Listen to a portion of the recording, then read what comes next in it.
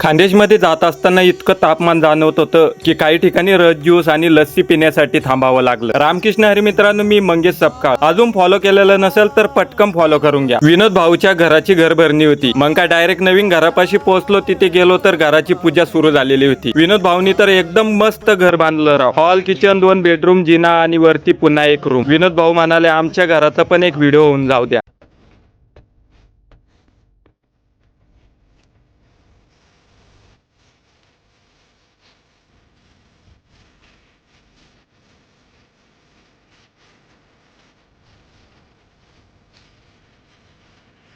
घराच्या बाहेर आलो तर मोठ्यांच्या गप्पा रंगलेल्या आणि एका बाजूला वांगी चिरण्यासाठी पट्टी टाकलेली. मग काय वेळ न घालवता पटापट पट्टी टाकली. वांगी पट्टीवरती टाकली आणि चिरायला सुरुवात केली. निंबोरी या ठिकाणी लग्नासाठी जायचं होतं म्हणून मी घरी आलो. नवीन कपडे घातले, मेकअप केला, भरतकून हेल्मेट घेतलं कारण ऊन खूप होतं. आणि मग काय 1000च्या स्पीडने डायरेक्ट अजिंठा घाटामध्ये पोहोचलो. अजिंठा घाटातून डायरेक्ट अजिंठा लेणी जवळ पोहोचलो. समोर तुम्हाला दिसत आहे ना ते अजिंठा लेणीचं बोर्ड. या ठिकाणी गाड्या पार्किंगला लावाव्या लागतात. पुढे अजिंठा लेणीमध्ये बसने जावं लागतं. पौर या ठिकाणी गाडीत पेट्रोल टाकलं. एका ठिकाणी झाडाखाली सावलीत थांबलो. मग काय डायरेक्ट सोयगाव मध्ये पोहोचलो. गरमी तर एवढी होती की काय सांगू, कारण मी खानदेश मध्ये होतो आणि टेम्परेचर बहुतेक 45-46 अंश होतं. चला म्हटलं थोडं थंड होऊया म्हणून एका ठिकाणी मस्त लस्सी ऑर्डर केली. लस्सी पिऊन पुन्हा एका झाडाखाली थोड्या वेळ आराम केला आणि मग शेंदुर्णी या ठिकाणी पोहोचलो. शेंदुर्णी मध्ये असलेले महाराजांचा अश्वरुद्ध पुतळा पाहून मन भरून आलं. शेंदुर्णीच्या बाहेर निघालो तर लिंबू सरबत प्यायला थांबलो. लिंबू सरबत घेऊन आता कुठेच न थांबता डायरेक्ट निंबोरी गावात पोहोचलो. आल्याबरोबर थंड बिस्लेरीची बाटली आणि सरबत पण पिऊन टाकलं. संध्याकाळ झाली होती. लग्न लागायची वेळ पण झाली होती. मंडपात आलो तर लग्नाला खूप उशीर होता. तिथे काय मित्रमंडळ भेटली. मग काय त्यांच्या सोबत पण मस्त गप्पा चप्पा मारल्या. थोड्या वेळातच लग्नाचा टाइम झाला. महाराजांची पूजा झाली आणि त्यानंतर आरती करण्यात आली. तुम्हाला सांगतो आमच्या शिवनगरी जळगाव सपकाळ मध्ये महाराजांची आरती केली जात नाही. कारण महाराजांना आपण देव म्हणून नाही तर आदर्श, प्रेरणा आणि स्वाभिमानाचं प्रतीक म्हणून मानतो. आरती सहसा देवतांची केली जाते. पण छत्रपती शिवाजी महाराज एक महान राजा होते, योद्धा होते आणि जनतेचे रक्षण करते होते. म्हणून अनेक ठिकाणी त्यांना वंदन, जयघोष, पोवाडे आणि अभिवादन केलं जातं. पण आरती केली जात नाही. उदाहरण द्यायचं झालं तर जसं आपण डॉक्टर बाबासाहेब आंबेडकर, महात्मा ज्योतिबा फुले किंवा स्वातंत्र्यवीर सावरकर यांचा सन्मान करतो, त्यांना हार घालतो, घोषवाक्य देतो, पण त्यांची आरती करत नाही. तसंच महाराजांबद्दलही अनेकांची भावना असते, तरीही काही ठिकाणी भक्तिभावाने आरती केली जाते. मी मुळात असं म्हणतच नाही की छत्रपती शिवाजी महाराज यांची आरती करू नका. पण जर आपण महाराजांना फक्त देव मानून देवाऱ्यात ठेवून दिलं तर पुढच्या पिढीला त्यांचं खरं कर्तव्य कसं समजणार. महाराज फक्त पूजेसाठी नव्हते, ते स्वराज्याचे स्वप्न पाहणारे योद्धे होते, रयतेसाठी जगणारे राजे होते, स्त्रियांचा सन्मान राखणारे आदर्श होते आणि अन्यायाविरुद्ध उभं राहण्याची प्रेरणा होती. देव बनवलं की माणूस फक्त हात जोडतो, पण इतिहास समजला की माणूस उभा राहतो. म्हणून महाराजांना देवाऱ्यात नाही तर आपल्या विचारात, संस्कारात आणि कृतीत जिवंत ठेवा, जेणेकरून येणाऱ्या प्रत्येक पिढीला कळेल स्वराज्य म्हणजे काय